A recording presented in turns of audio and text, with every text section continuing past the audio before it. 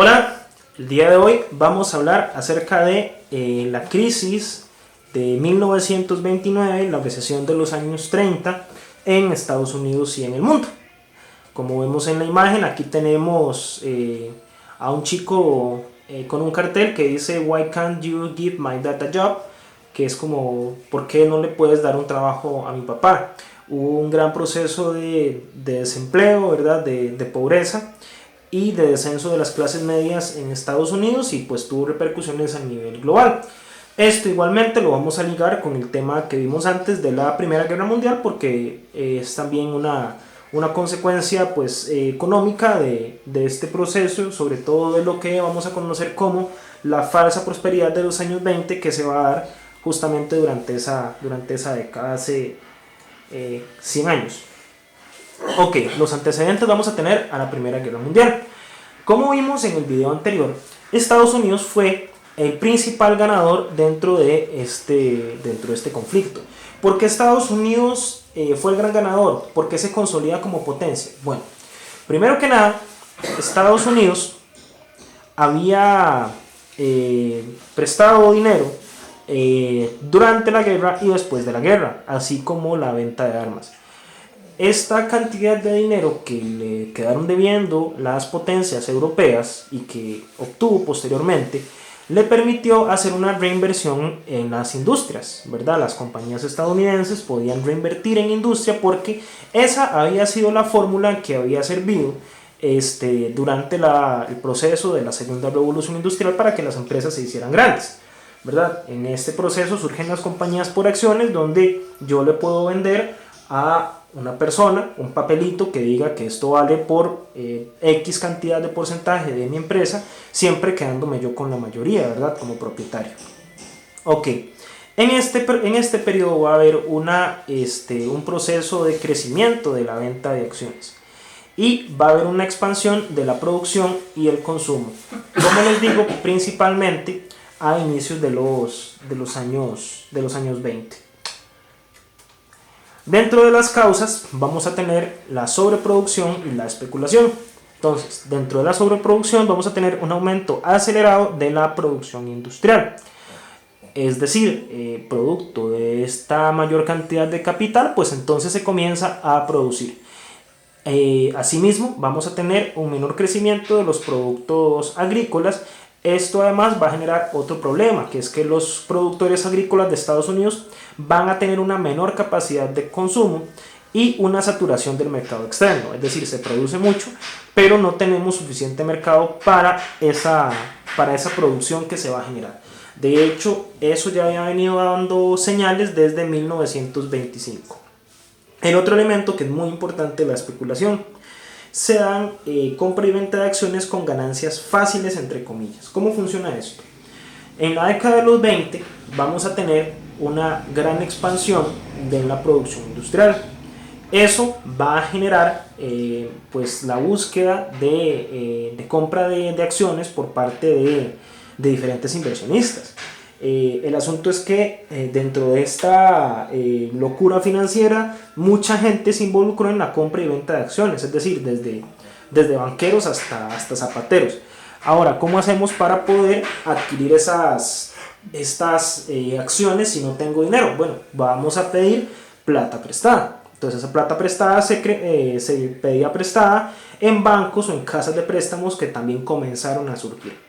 Entonces yo, por ejemplo, podía comprar unas acciones, poner un ejemplo simple, en $20 y las revendía en $25, y a ese alguien más las podía revender en más precio porque había una especulación de aumento del precio y el valor de las acciones porque había un aumento en la producción. El asunto, esto lo que va a generar es una burbuja económica. ¿Por qué? Porque el precio del valor de una acción está fundamentado en el valor de esta empresa, y si esa acción está creciendo de manera especulativa, pues eventualmente su precio puede llegar a descender.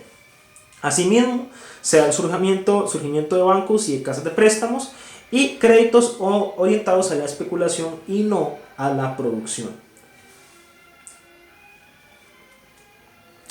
La crisis finalmente estalla en 1929. Ya en 1925, como les mencioné antes, la producción superó la demanda y el jueves 24 de octubre, jueves negro, el precio de las acciones cae estrepitosamente.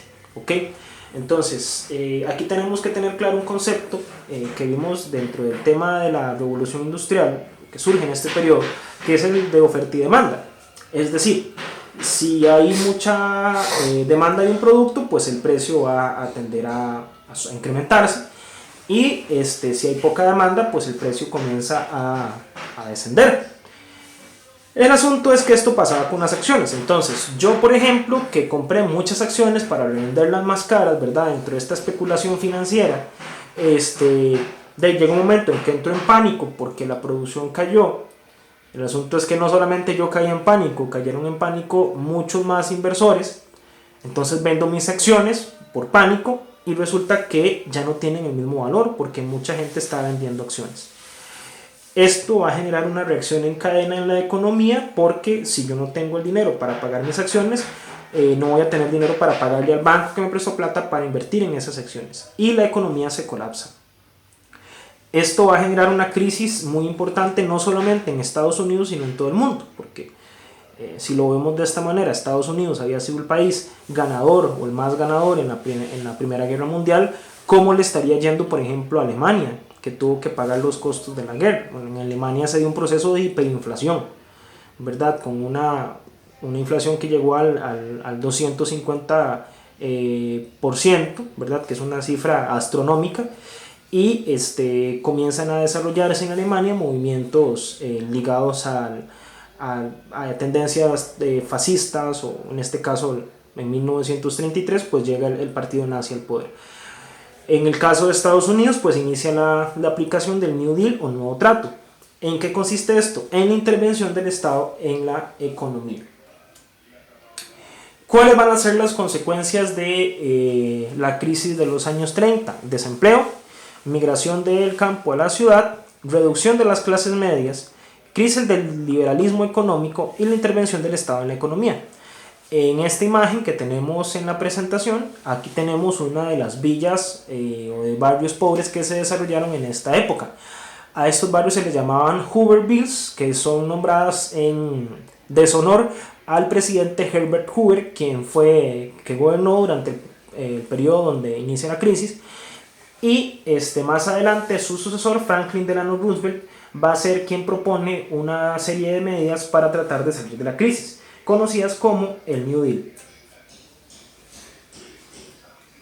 Ok, este es Franklin Delano Roosevelt.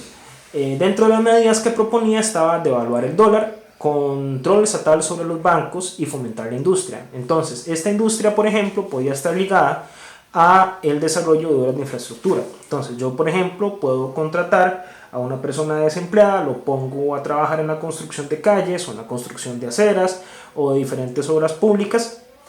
Esto va a generarle a él un ingreso económico, y con ese ingreso económico pues puede más adelante pues comprarle a la persona de la pulpería, y así se va dinamizando la economía. Todas estas ideas económicas van a estar respaldadas por el economista inglés John Maynard Keynes, quien establece esta serie de medidas de intervención del Estado en contra del liberalismo económico.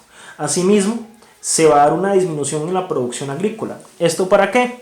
Para aumentar la capacidad o el precio más bien de los productos agrícolas y aumentar los ingresos de los agricultores.